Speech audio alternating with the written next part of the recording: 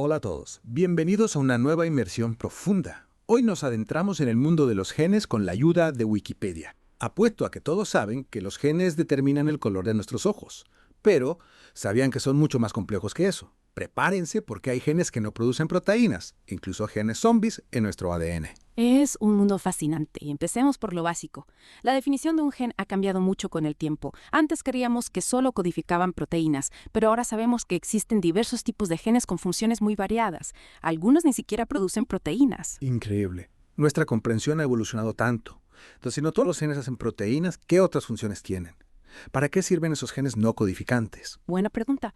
Un ejemplo son los genes que codifican para ARN de transferencia y ARNN ribosómico, ARN y ARNR para abreviar. No producen proteínas, pero son esenciales para la síntesis de proteínas. Básicamente, sin ellos, la maquinaria celular no podría funcionar. Entiendo.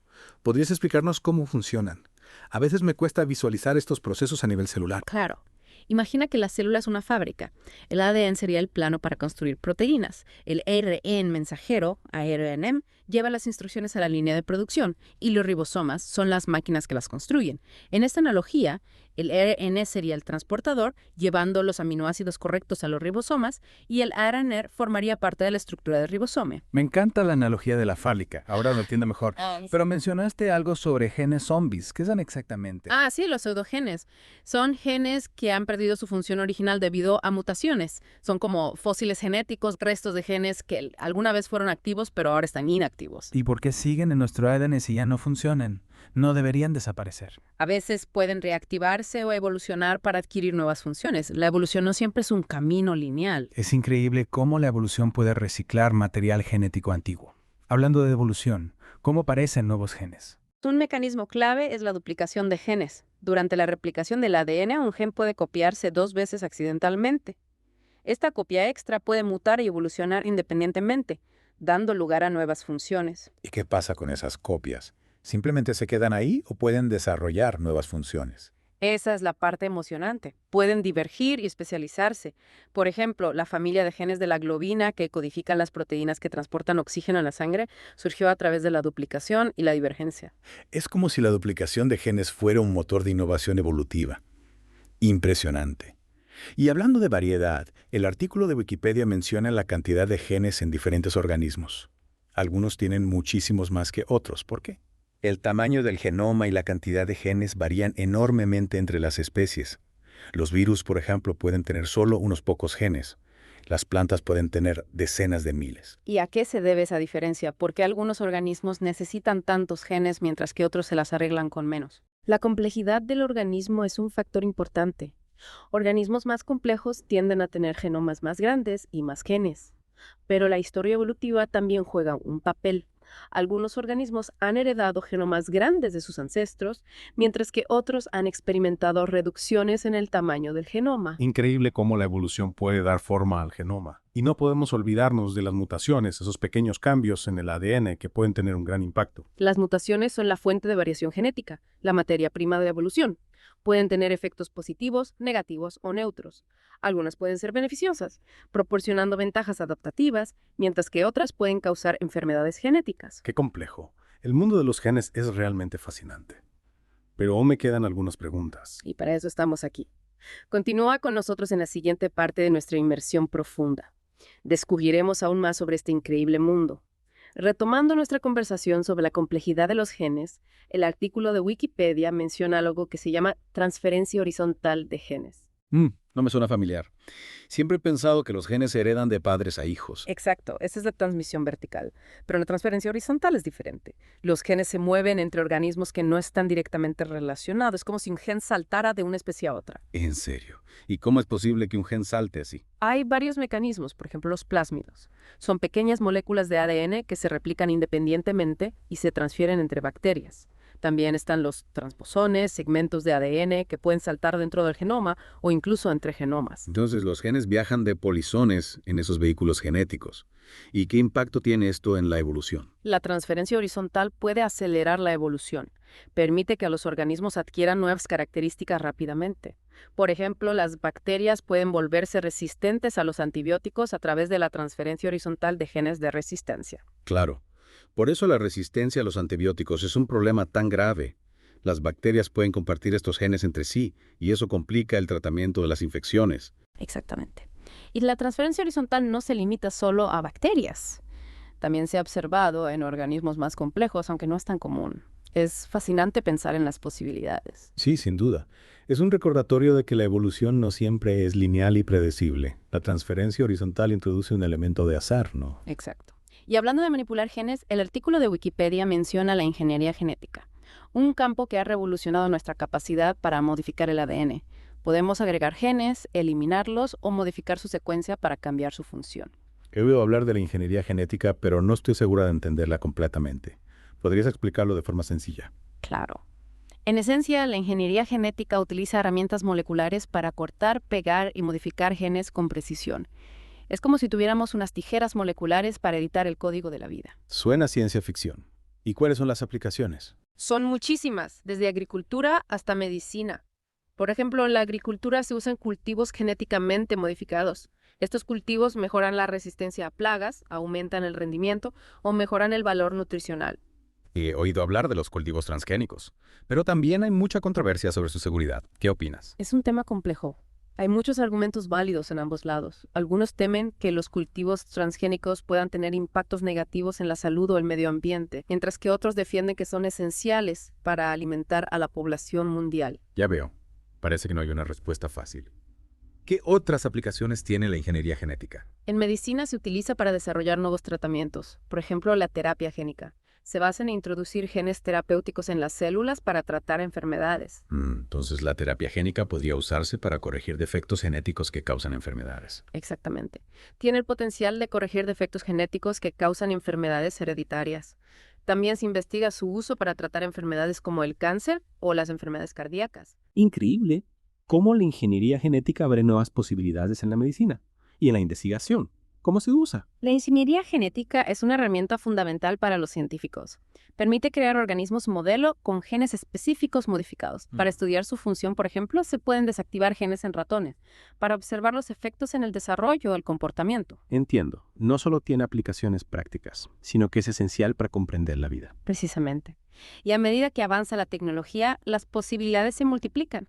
Ahora podemos editar genes con una precisión increíble gracias a herramientas como CRISPR-Cas9. He oído hablar de CRISPR. ¿Puedes explicar qué es y cómo funciona? CRISPR-Cas9 es un sistema de edición genética. Funciona como unas tijeras moleculares, permite cortar y pegar ADN con precisión.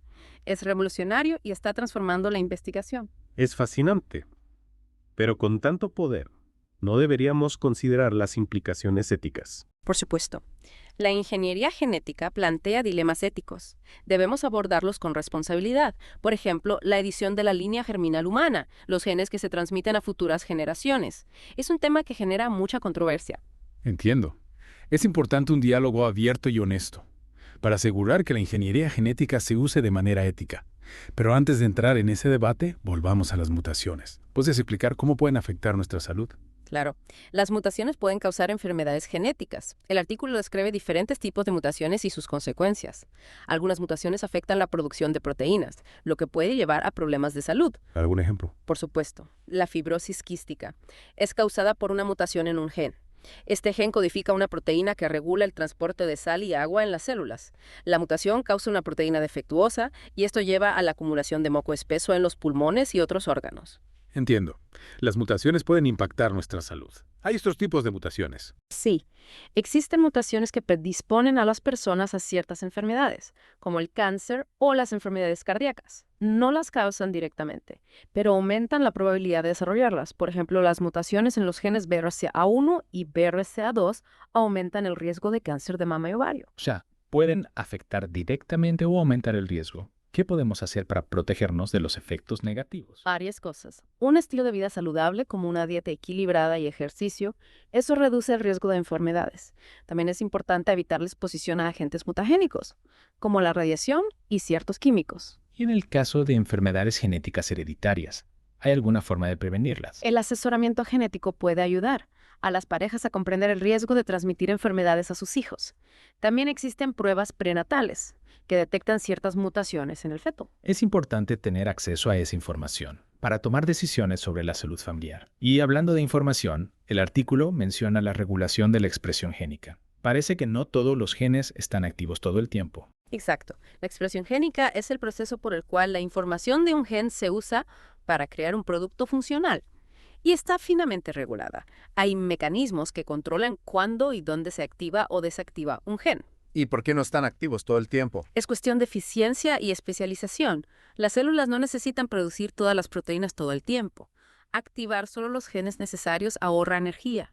Entonces, la regulación es como un sistema de control de tráfico. Dirige el flujo de información genética. Una excelente analogía, y esta regulación es crucial para el desarrollo y la función de los organismos.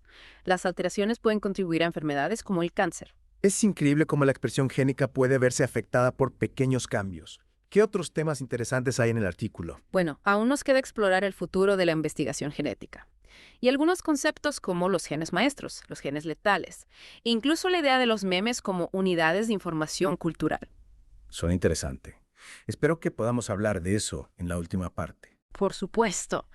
No se pierdan la última parte de nuestra inmersión en el mundo de los genes.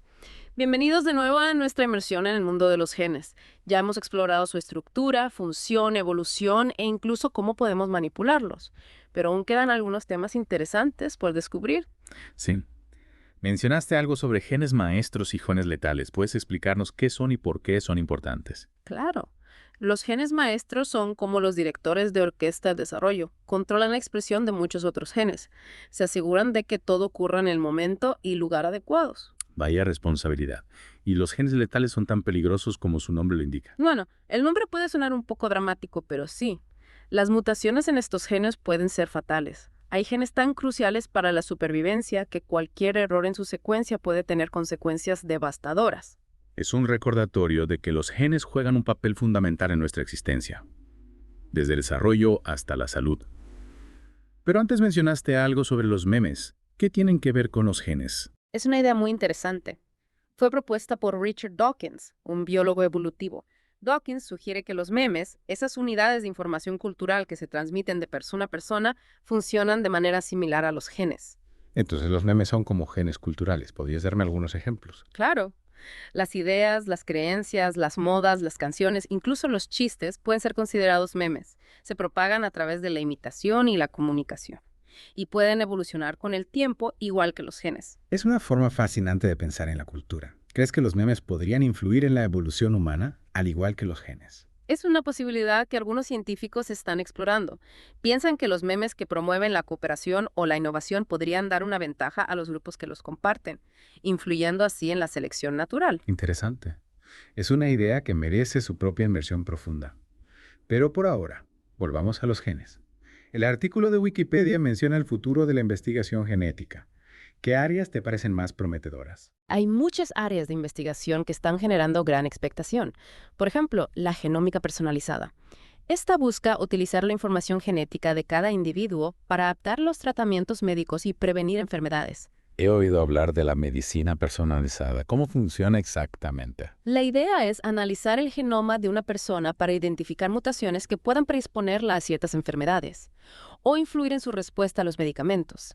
Con esa información, los médicos pueden adaptar los tratamientos para optimizar su eficacia y minimizar los efectos secundarios. Es un enfoque revolucionario para la atención médica. ¿Qué otros avances podemos esperar en el futuro? La biología sintética está avanzando rápidamente. Busca diseñar y construir sistemas biológicos nuevos. Imagina crear microorganismos que produzcan biocombustibles o eliminen contaminantes del medio ambiente. Las posibilidades parecen ilimitadas. Es emocionante pensar en cómo la investigación genética puede transformar el mundo. Sin duda, estamos en la cúspide de una nueva era en la biología, una era donde comprenderemos y manipularemos los genes con una precisión sin precedentes. Ha sido un viaje increíble, desde los fundamentos de la herencia hasta las posibilidades de la biología sintética. Realmente hemos profundizado en el fascinante mundo de los genes. Muchas gracias por acompañarnos en esta inmersión. Ha sido un placer compartir esta inmersión contigo. Espero que te haya inspirado a seguir explorando este campo tan apasionante. A mí sí, sin duda. Y a nuestros oyentes, gracias por acompañarnos en esta aventura genética. Hasta la próxima.